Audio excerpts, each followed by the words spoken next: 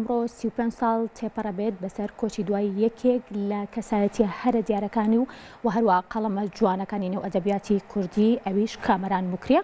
بێگومان کامەران موکری لە ساڵی 1929 لە شاری سلێمانی لەدایک بوو و لە ساڵی 1954 دیارە دەستی کردووە بە نووسین و هەروەها توانیوێتی لە بواری شعر واروە چیرۆکە قەڵەمی خۆی لە نێو ئەدەبیاتیا جێگیر بکات و چەندین بەرهەمی ناوازە پێشکەش بە ئەدەبیاتی کوردی بکات و بەرهەمەکانی لەو سەردەما لە چەندین گۆڤار و ڕۆژنامەیە بڵاو کاتەوە. دیارە لە ڕۆژی 7 دوازدەی ساڵی 1986 کۆچی دوایی کردو. ئەمڕۆ 35 ساڵ تێپەڕەبێت بەسەر کۆچی دوایی ئەو کەسایەتیە دیارەی نێو ئەدەبیاتی کوردیە.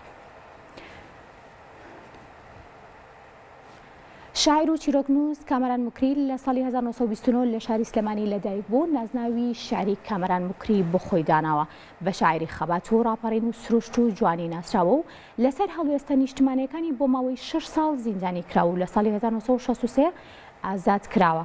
موکری ئەگەرچی ئاستی خوێندنی تاقۆناغی ئامادەی بووە، بەڵام بەهۆی لەهاتووی و زیرەکیەوە کراوەتە مامۆستای ئەدەب لە بەشی کوردی زانکۆی سلێمانی و دواتریش لە زانکۆی سەلاحەدین. شاعیر موکری یەکەم کەس بووە کە نازناوی هەڵمەت و قوربانی بۆ سلێمانی داناوە کاتێک لە یەکێک لە خۆپیشاندانەکانی ئەو شارە کە موکری هەمیشە پێشەنگ بۆ تێدا وتارێک دەخوێنێتەوە بە دەنگێکی بڵند دەڵێت جەماوەری بە شەرەفی شاری هەڵمەت و قوربانی.